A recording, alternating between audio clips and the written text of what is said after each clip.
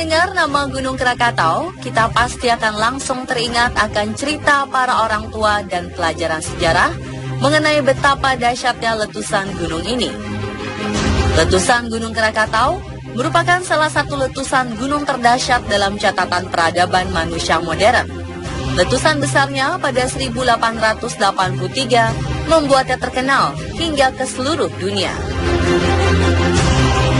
Saking dahsyatnya, dampak letusannya juga dirasakan negara-negara lain seperti Jepang, bahkan pesisir Amerika.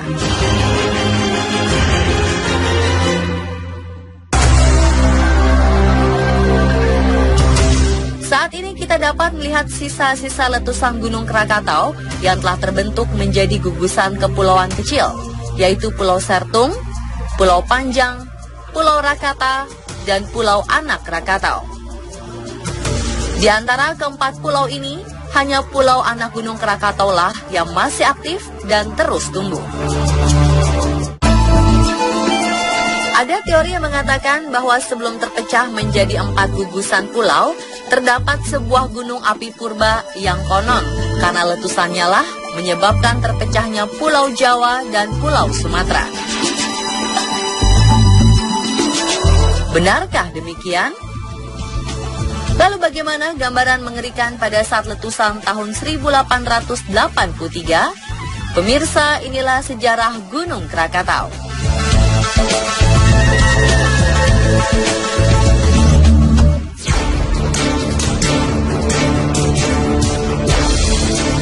Sebagian ilmuwan percaya bahwa dahulu kala ada sebuah gunung api purba di kawasan yang saat ini menjadi Selat Sunda.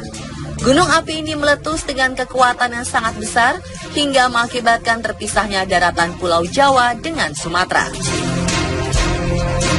Teori ini didasari pada sebuah catatan sebuah teks Jawa kuno yang berjudul Pustaka Raja Purwa yang diperkirakan berasal dari tahun 416 Masehi. Catatan dalam teks Jawa kuno tersebut diantaranya berbunyi, ada suara guntur menggelegar berasal dari Gunung Batuwara. Ada pula goncangan bumi yang menakutkan, kegelapan total, petir dan kilat. Kemudian datanglah badai angin dan hujan yang mengerikan, dan seluruh badai menggelapkan seluruh dunia.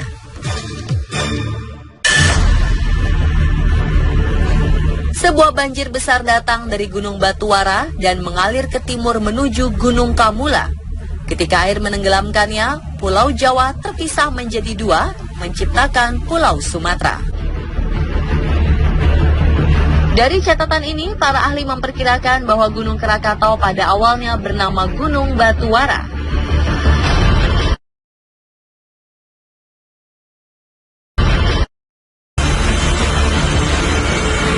Berdasarkan catatan Pustaka Raja Parwa tersebut dapat diketahui bahwa ketinggiannya mencapai 2000 meter di atas permukaan laut.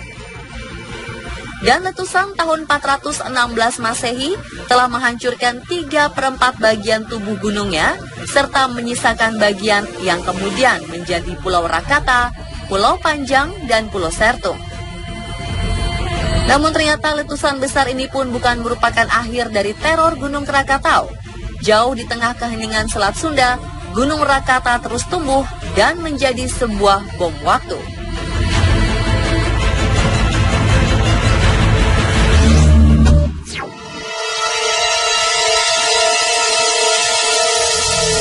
Setelah lebih dari 1000 tahun lamanya Gunung Krakatau meletus, Mei hingga Juni tahun 1883, ketenangannya mulai terusik. Gunung Rakata mulai mengeluarkan asap panas dan menimbulkan letusan-letusan kecil. Getaran gempanya mulai dirasakan hingga daerah Katimbang, Lampung Selatan. Catatan dari Joanna Beyering, seorang istri dari pengawas bank kapas milik pemerintah kolonial Belanda yang saat itu berada di Katimbang, Lampung Selatan, menjadi saksi bisu sebelum letusan dahsyat terjadi.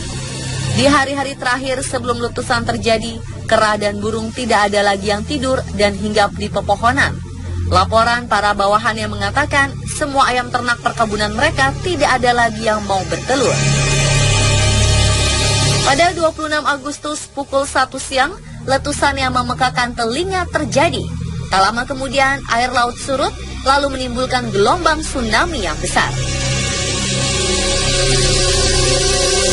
Selama 20 jam berikutnya, Gunung Krakatau terus mengeluarkan letusannya tanpa henti. Langit gelap, tidak bisa dibedakan mana siang dan malam.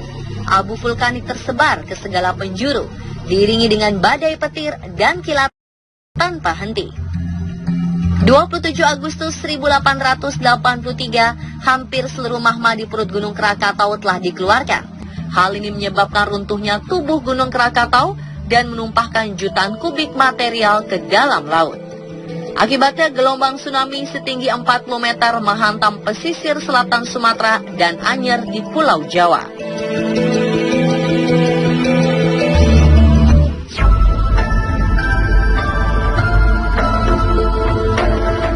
Tahukah Anda bahwa letusan Gunung Krakatau telah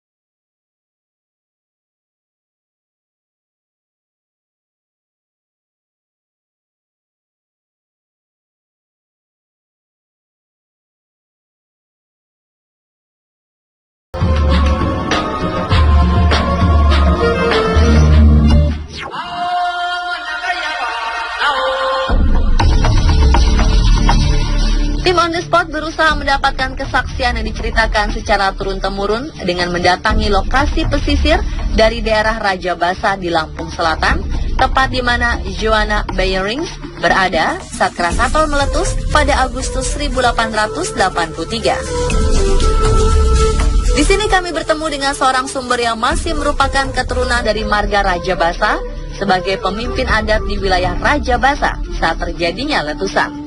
Beliau merupakan keturunan keempat dari korban selamat letusan Gunung Krakatau.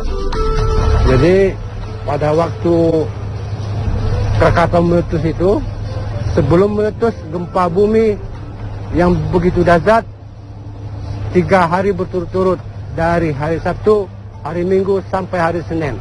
Hari tanggal 25, 26, 27. Tanggal 27 itu adalah puncak dari ledakan Krakatau. Tanggal 27 Agustus. Jadi bisa kita bayangkan betapa dahsyatnya pada waktu itu. Tsunami mencapai 30 meter tingginya. Di Krakatau itu bahasa nasionalnya itu.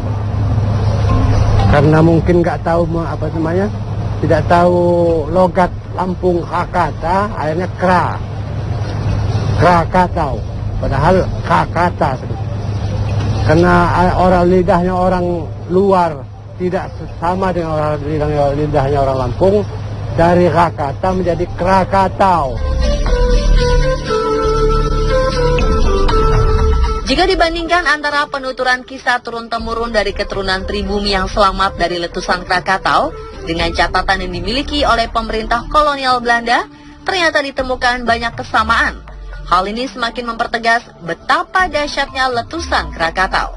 Catatan pemerintah kolonial Belanda saat itu memperkirakan korban letusan Krakatau mencapai lebih dari 36.000 orang. Lontaran material vulkanik ke atmosfer membuat cahaya matahari yang masuk ke bumi terhalang. Ketinggian permukaan laut meningkat sampai ke pantai Hawaii dan semenanjung Timur Tengah. Tidak terbayangkan jika letusan tersebut terjadi di era modern ini, sudah tentu akan semakin banyak jiwa yang menjadi korban.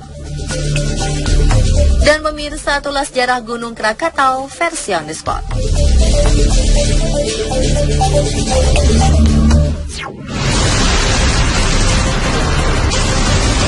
Jutaan jiwa melayang akibat perang dan kepentingan politik lainnya. Peristiwa apa sajakah yang paling banyak memakan korban jiwa akibat pembantaian besar-besaran? Simak informasi serta sejarahnya setelah jeda yang satu ini, tetap di On The Spot.